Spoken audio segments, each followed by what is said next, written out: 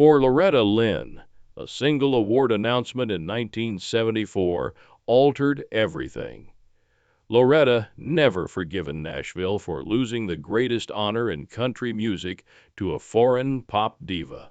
The industry was split in two by the insurrection she started. However, that was only the start. She stood alone under the spotlight after a duet partner betrayed her backstage. She was devastated by the last-minute rejection of a gospel icon. Additionally, their rivalry with another female legend was so poisonous that they were unable to share a studio.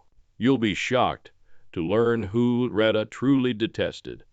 On April 14, 1932, Loretta Lynn was born in Butcher Hollow, Kentucky, a community so remote in the Appalachian Mountains that its neighbors dubbed it Holler. She was born in a small, two-room log home that her father had constructed by hand, not in a hospital. The woman who gave birth to her was an 80-year-old blind midwife named Old Aunt Harriet, who had assisted in the birth of over 100 children. Later on, Loretta said that she was named after the actress Loretta Young. However, she didn't have a dazzling beginning. There was no running water or electricity in the cabin. Additionally, snow floated through the roof's crevices during the winter. Determined and occasionally hungry, she learnt to walk barefoot on hard wooden floors. Melvin Ted Webb, her father, worked in the coal mines at Van Leer. The work was demanding and hazardous. He frequently had to crawl through 3-foot-tall tunnels on his hands and knees. He put in over 10 hours of labor every day for just $18 a week, which was insufficient to support a family of 10. There were weeks when they barely made ends meet on $1 each day. Clara, her mother, raised 8 children while putting food on the table through a lot of hard work. The Webb kids started fighting over shoes and bacon as prizes. Melvin died at the age of 52 from black lung disease brought on by years spent working in the mines. Loretta was tasked with a lot of responsibility from an early age because she was the second oldest. She toiled in the family's modest fields, took care of her siblings, and carried water. Her life and the unvarnished reality of her music would be shaped by that struggle for survival. Loretta married Oliver Doolittle Lynn, a 21-year-old war veteran with a reputation for being wild. When she was barely 15 years old, Doolittle had won her pie when he bid on it at a pie event where they had first met. They got married on January 10, 1948, a month later. She became pregnant with their first kid by the time she reached 16. She had 6 children by the age of 29, including twins. They had a turbulent marriage. Doolittle had a fierce temper, drank excessively, and vanished for periods of time. Their nearly 50-year relationship was filled with love, arguments, and hardships. Loretta frequently remarked, "He never hit me once. I didn't hit him back twice," and some of her most impactful songs were influenced by her complex marriage. Doolittle gave her a gift on her 18th birthday in 1953 that would forever alter her life. The instrument was a $17 second-hand Sears guitar. Without any instruction, Loretta learned to play by listening to Carter Family Records on the radio and seeing local artists. She spent hours practicing, relentlessly strumming the guitar until the neck was worn down. Her self-taught approach became a part of the mystique that would follow her, and that simple used instrument led to her initial appearances in modest places. The family packed up and relocated to Custer, Washington, a community of less than 300 residents, in 1952. While Loretta cleaned houses, prepared vegetables, and did laundry to support her children, Doolittle took on hazardous logging work. She performed at neighborhood bars, dance halls, and honky-tonks while bringing her children along without a babysitter. Night after night, Loretta held her own against the hostile audience. Her strong stage presence was developed throughout these early performances. She became so self-assured by the late 1950s that even Nashville celebrities would later claim that her feistiness and razor-sharp wit revolutionized the role of women in country music. The largest risk Loretta had ever taken was in February 1960. "I'm a honky-tonk girl" is a song she wrote, and she and Doolittle drove from Washington to Los Angeles to record it. They had to pay the musicians out of pocket for the session, which took place in a tiny Hollywood studio. They then slept in their car, ate whatever they could afford, and drove thousands of miles across the nation while delivering music to radio stations. At times, they pleaded with DJs to simply listen to the song. Their perseverance paid off.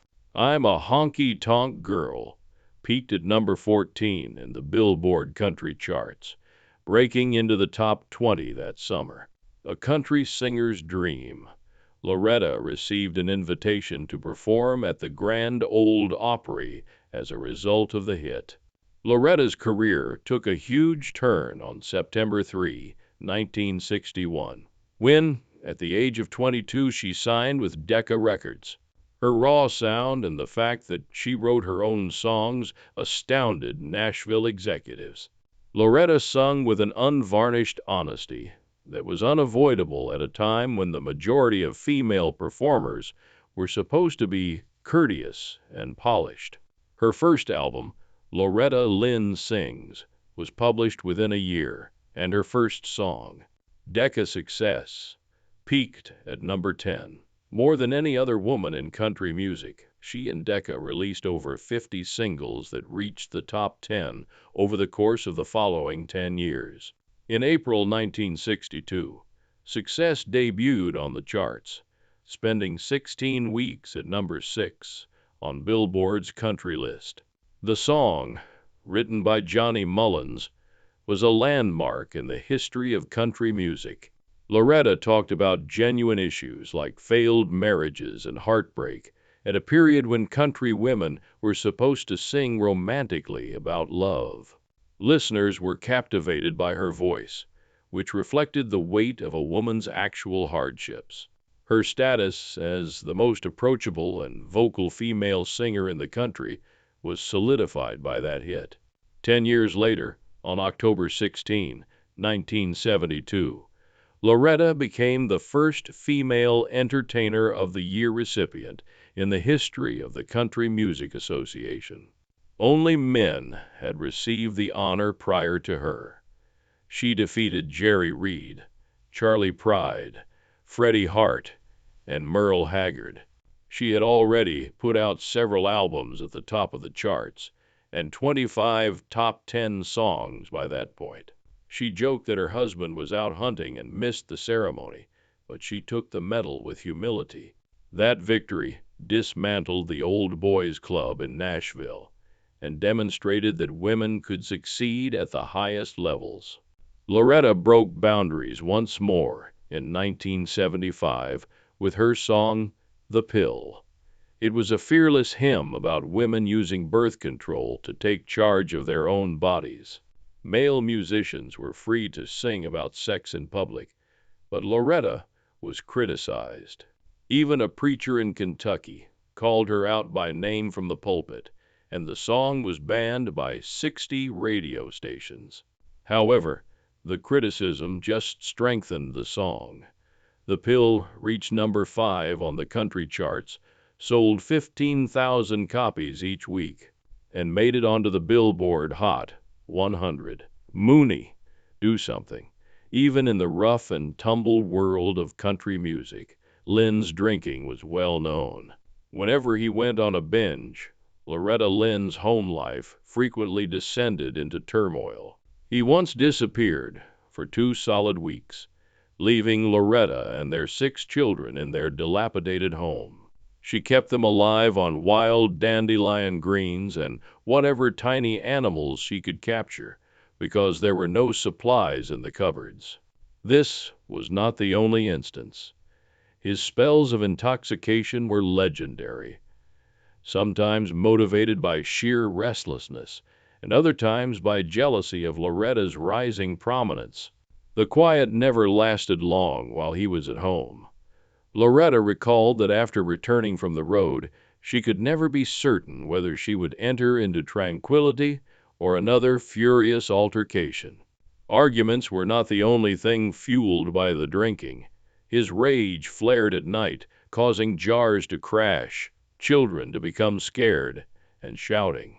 She remained through it all, subsequently stating that she would not leave her children with hearts on the ground, even though there was violence in their house. Loretta resisted becoming a victim.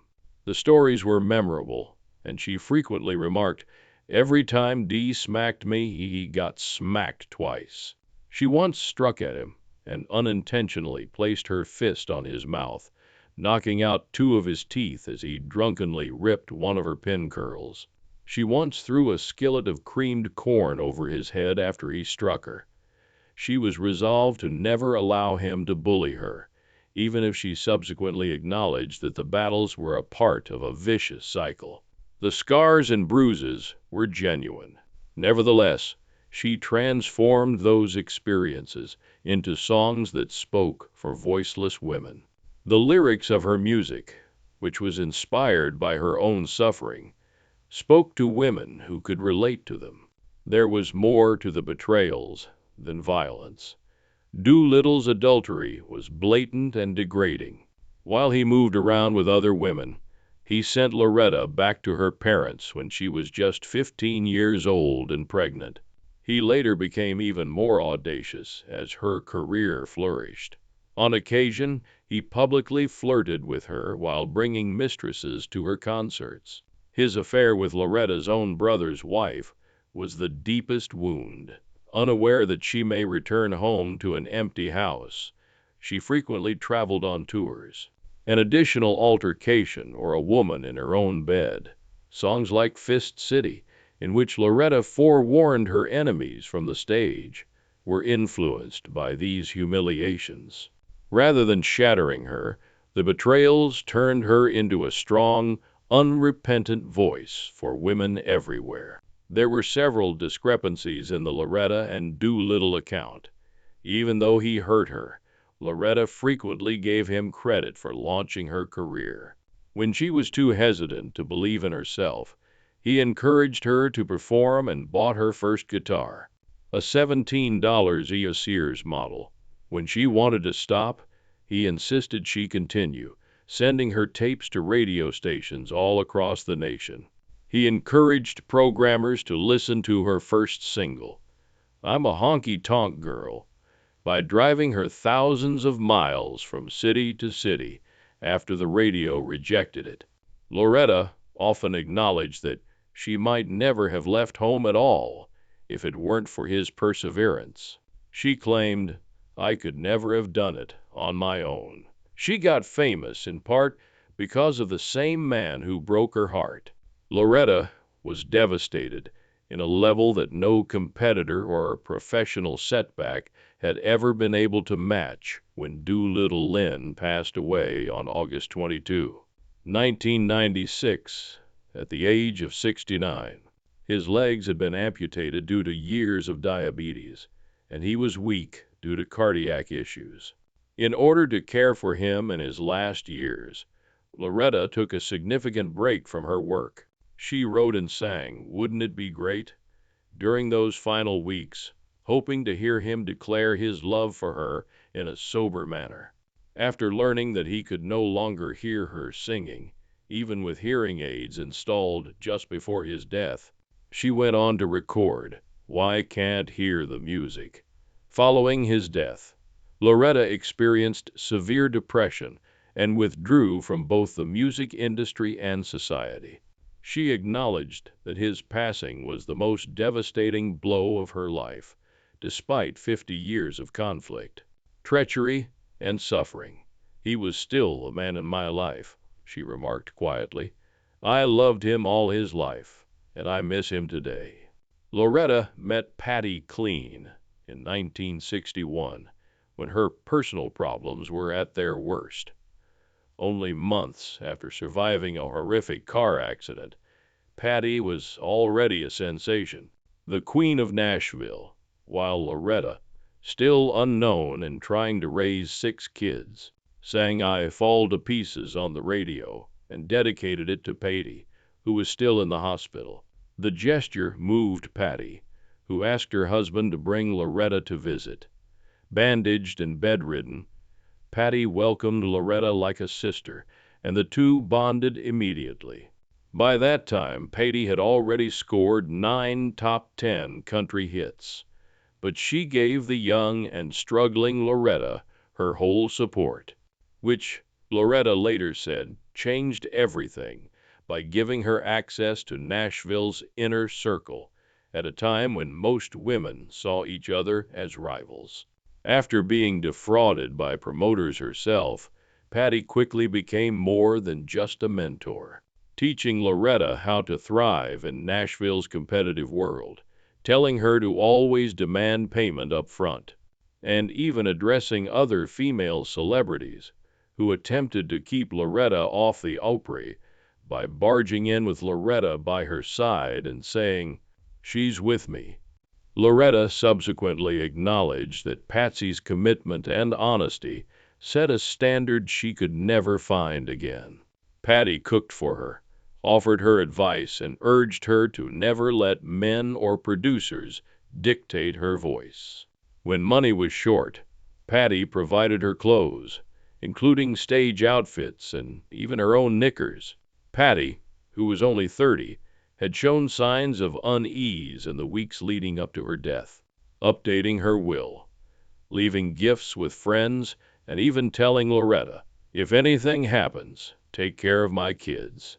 When Loretta heard the news, she said it felt like the ground had been pulled from beneath her feet. That bond ended abruptly on March 5, 1963, when her plane crashed near Camden, Tennessee, killing everyone on board. She later named her daughter Patsy and recorded an album of Klein's hits in 1977. But nothing could make the loss of Patsy any less painful. After Pat's passing, Loretta found herself weighing every new friendship against the memory of that loyalty and sincerity. And losing Patsy was more than just losing a friend. It meant losing her only real ally in country music. Without Cy to protect her, she frequently interpreted disagreements as personal attacks, and she later acknowledged that she never allowed another woman to get that close again. In interviews, she said that no one else ever came close, leaving her extremely sensitive to betrayal and contributing to the well-known feuds that characterized her later career.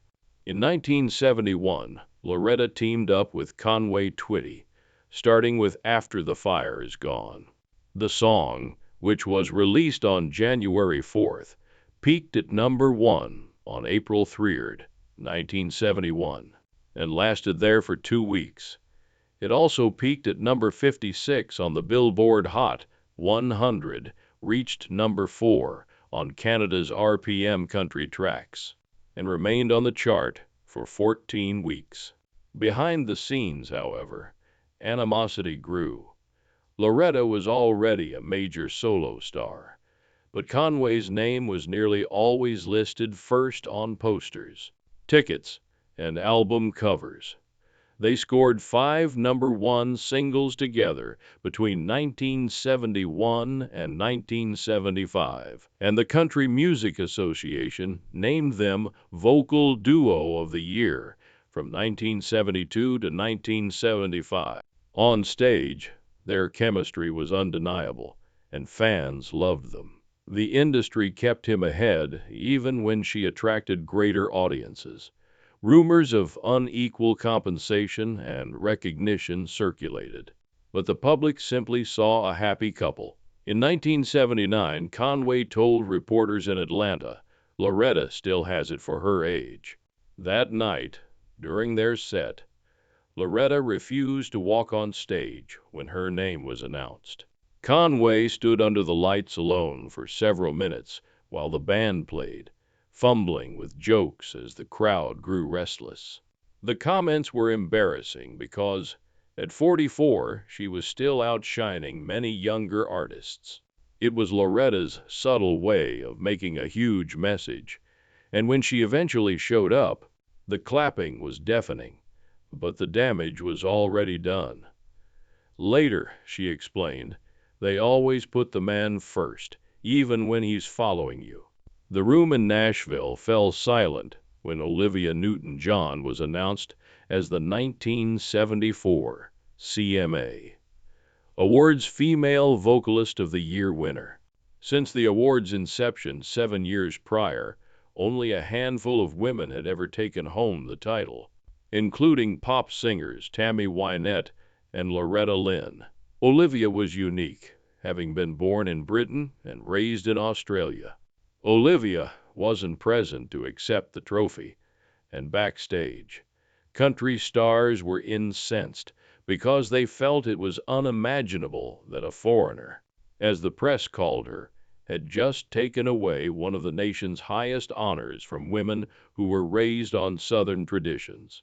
Her songs, If You Love Me, Let Me Know, and Let Me Be There, had made it into the country charts.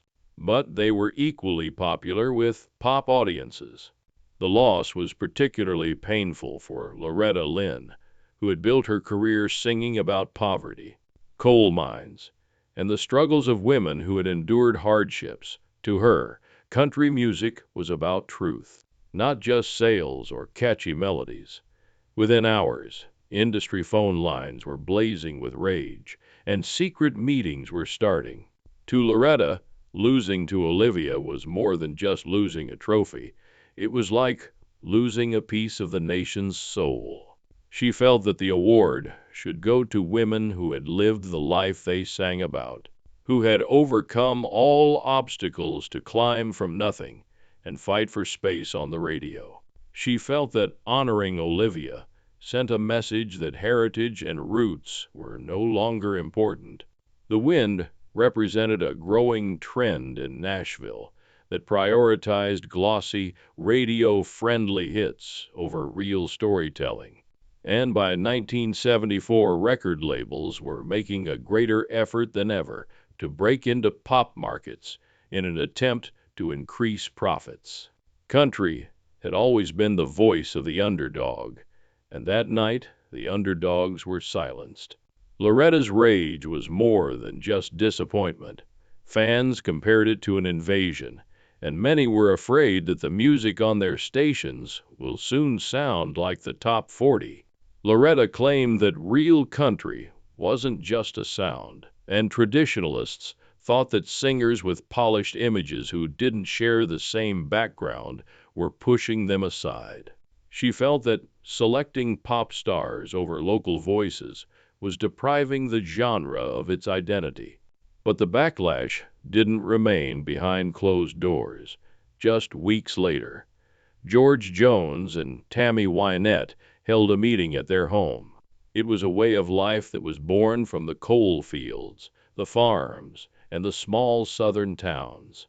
The Association of Country Entertainers, or ACE, was born out of their meeting with Bill Anderson, Conway Twitty, Dolly Parton, and others who shared their sentiments.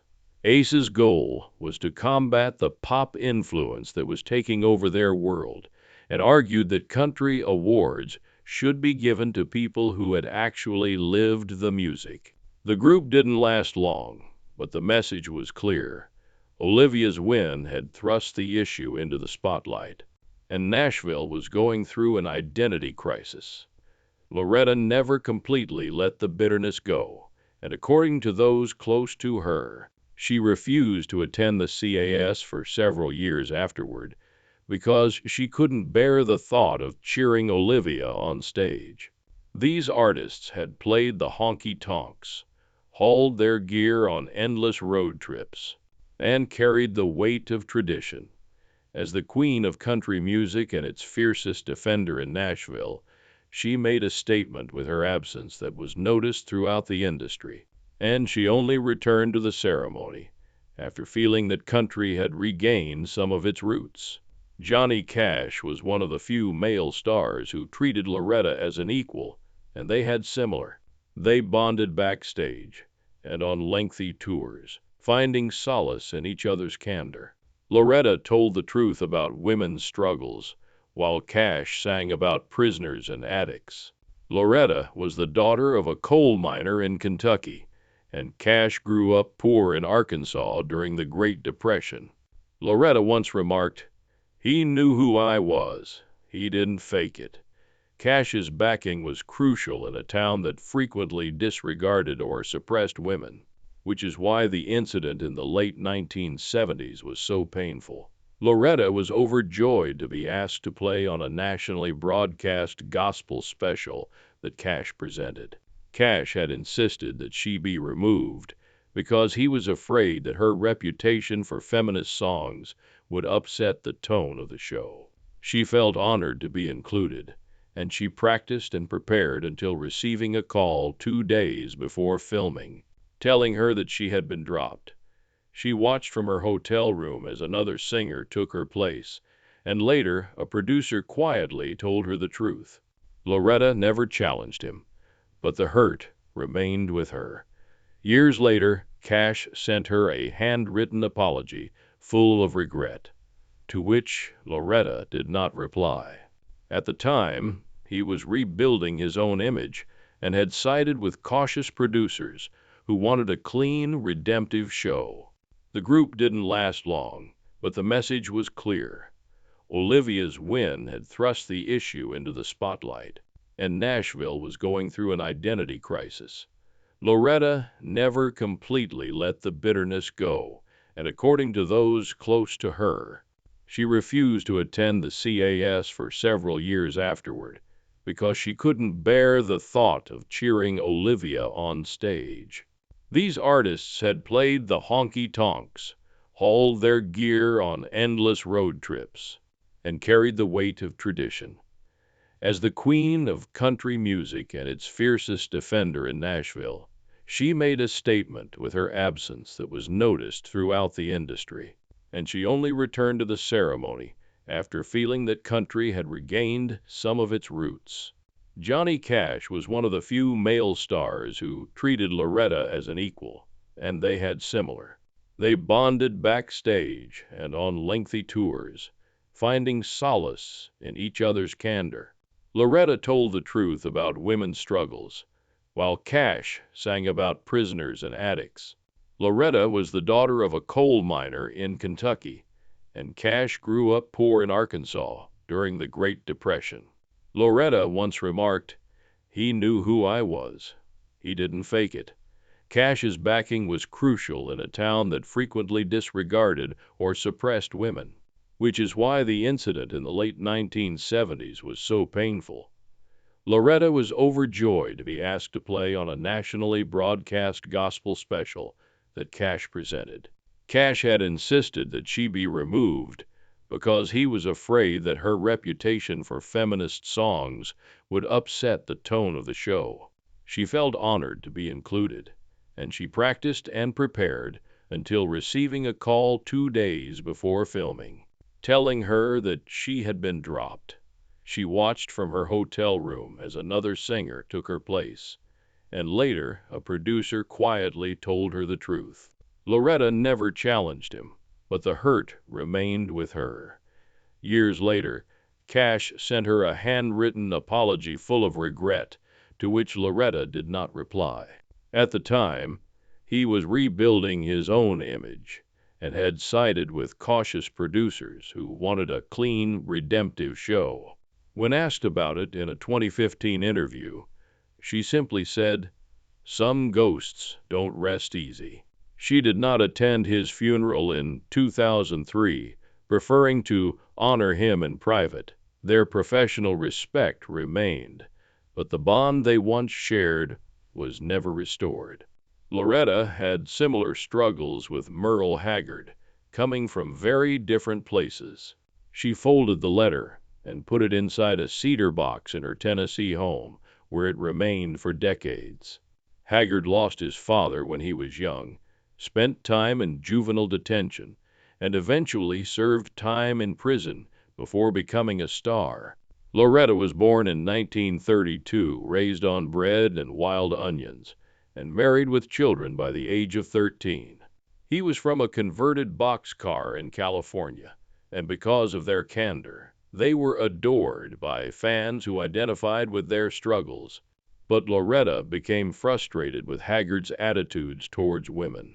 Although she publicly praised his music, she was privately troubled by the way he dismissed women's stories as whining and frequently implied that female artists were playing the victim, which hurt Loretta a lot because her songs about divorce and birth control were already banned from some radio stations. When asked what made Loretta unique, Haggard made a startling comment in a 1982 live radio interview. Loretta's been playing the poor girl act too long. We understand. Babies and coal dust. What else do you have? Supporters hurried to her defense, and the remark made headlines for weeks, highlighting the discrimination women in the field faced. When Loretta proposed a duet with Haggard about addiction and faith in 1983, the tension only increased. Claiming that was church lady nonsense, he dismissed it. She saw it as an important issue that touched many lives. Given that Haggard frequently sang about suffering and atonement, the rejection was particularly painful for her. She later remarked to her band, "He wants pain in his songs, but laughs at mine." This statement encapsulated the reality of the era's music business. While women were advised to lighten up or risk losing airplay, men could use tragedy to launch their careers and be praised. Nashville turned into a cultural battleground in the late 1960s and early 1970s, particularly for women in country music. Loretta Lynn was renowned for her unvarnished candor. She also thought that Tammy Wynette, who was always courteous, always smiling, and never went out of line, embodied everything the industry expected of women. Producers wanted Loretta to have flawless hair and a quiet smile so she could look Nashville ready. But Loretta resisted. However, Tammy was a perfect fit for that image.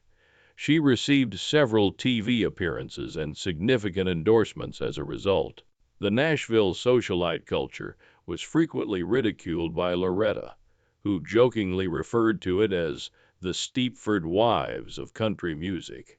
The issue wasn't only personal to her. She felt that speaking the truth, rather than conforming to a prefabricated stereotype, was essential to the future of women in country music. Tammy represented a kind of womanhood that Loretta believed to be gorgeous on the surface, but perilous for independence, even as she sang about country women having to make difficult decisions. With their music, the gap between them widened. Songs like The Pill and Rated X, which Loretta released in 1969, discuss divorce, infidelity, and birth control in an open manner. In almost a dozen states, radio stations banned The Pill, but Loretta resisted. "I'm not writing for the record labels," she remarked. Women living those stories were the target audience for her work. In the meantime, Tammy's 1968 single, "Stand by Your Man," sold millions of copies and remained on the charts for 19 weeks. Despite criticism from feminists and Loretta herself for urging women to remain faithful to their spouses despite treachery, it became her hallmark song. According to Tammy, the song was about forgiveness rather than surrender. However, Loretta believed the message undermined all of her efforts. As early as 1972, they met to discuss duet albums in an attempt to produce the next big hit. Their back and forth became so intense that Loretta jokingly joked, "My records get banned, but her records get tea parties and White House visits." Music producers saw money in pairing the two women together. Loretta, however, never concurred. We might sell records, but we'd never survive the rehearsals, she informed them, indicating that it would never work. She likened the concept to combining water with oil. Session musicians continued to discuss unsigned contracts and shouting matches in conference rooms. Only because Loretta and Tammy refused to share studio time did Loretta eventually record Honky Tonk Angels with Dolly Parton and Tammy in 1993. It was more expensive and more difficult to schedule for producers to record them separately and then piece the vocals together. Insiders knew it was all business, but the album went gold in 2 months. Tammy and Loretta stayed separate at promotional events and refrained from doing interviews together. Loretta's emotions were even more obvious away from cameras. According to her pals, Tammy was icy backstage, yet sweet as pie when the lights were on. Tammy tended to sit silently with her cosmetics team in green rooms and rarely engaged in small talk. Loretta frequently grumbled that although Tammy could, it was more than simply personal distance to Loretta. She believed it represented what Nashville was looking for in a woman, someone who was quiet in private and had a nice appearance in public. A White House cookout in 1982 marked the height of the rivalry. Tammy sat on the lap of President Ronald Reagan and sang "Stand by Your Man." Reagan claimed that her performance gave him chills, and pictures of the event were published in newspapers all over the nation. Loretta, however, was enraged.